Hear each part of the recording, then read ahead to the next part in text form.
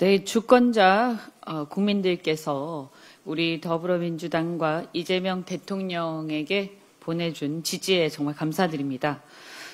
새로 출범하는 이재명 정부는 실용적 시장주의를 선언했습니다. 정부가 내란을 종식하고 국민을 통합하고 그리고 경제가 성장할 수 있도록 하는 데 대한 국민적 열망이 매우 큰데 여기에 반드시 부응할 것이다 이렇게 기대를 합니다. 우리 민주당은 이재명 정부의 성공을 적극 뒷받침할 것입니다. 방금 전에도 용산에 컴퓨터를 다 치운 문제들을 많은 분들이 말씀하셨습니다만 이것이 도대체 왜 다 치웠겠습니까? 그래서 이것은 내란과 국정농단에 대한 증거인멸이다 이렇게 생각합니다.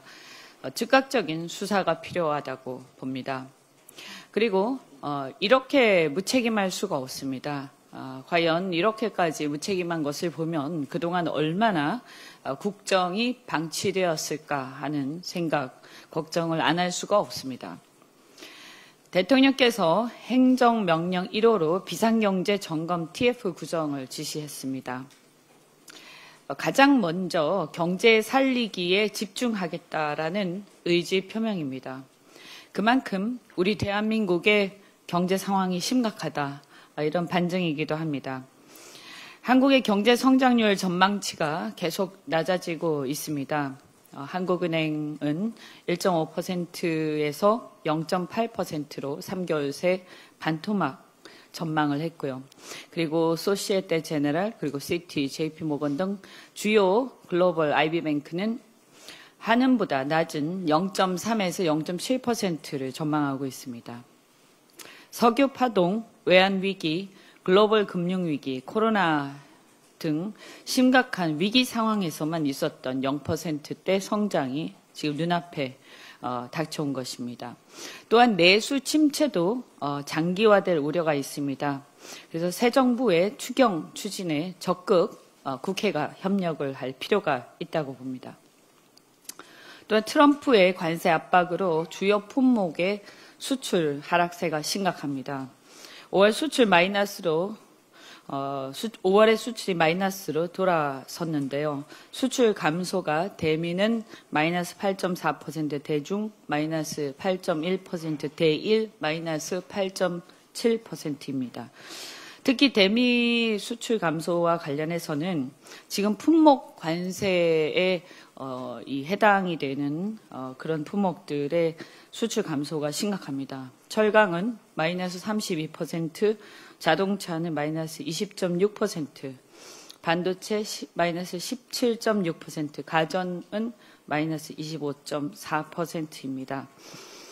대중 수출 감소세도 만만치 않은데 반도체 마이너스 14.6%, 석유화학 마이너스 11.4%, 일반기계 마이너스 13.6%입니다. 어떻게 보면 이재명 새 정부는 사실상 부도난 기업을 인수한 상황이다 이렇게 봅니다. 지금 매우 심각한 상황에서 상당히 고군분투해야 하는데 국회가 적극적으로 협력해야 한다. 국가를 위해서 이렇게 생각을 합니다. 그리고 특히 철강 같은 경우에는 최근에 트럼프 정부에서 품목 관세를 50%로 인상을 했습니다.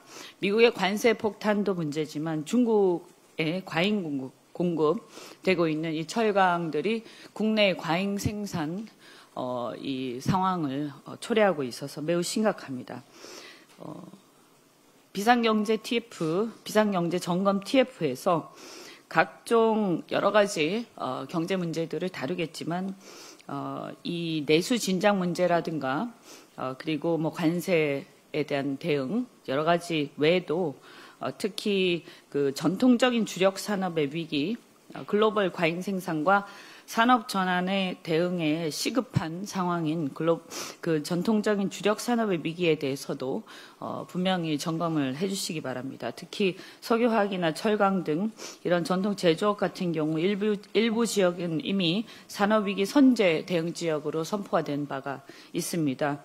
이것을 추경을 할 때도 고려할 사항들이 있을 것이다 이렇게 생각이 되고, 특히 노동 이렇게 이제 심각한 과잉 공급으로 인해서 노동자들의 어떤 고용 문제 이런 게 심각하게 벌어질 거로 우려가 됩니다. 경제 위기의 시급성을 감안해서 새 정부의 협력을 위해서 당내에도 TF 구성이 필요할 거라고 생각이 됩니다. 적극적으로 민주당이 협력을 하고 또 국회에서도 국민의힘도 이 문제들의 해결을 위해서 적극 협력을 해주시기 바랍니다. 감사합니다.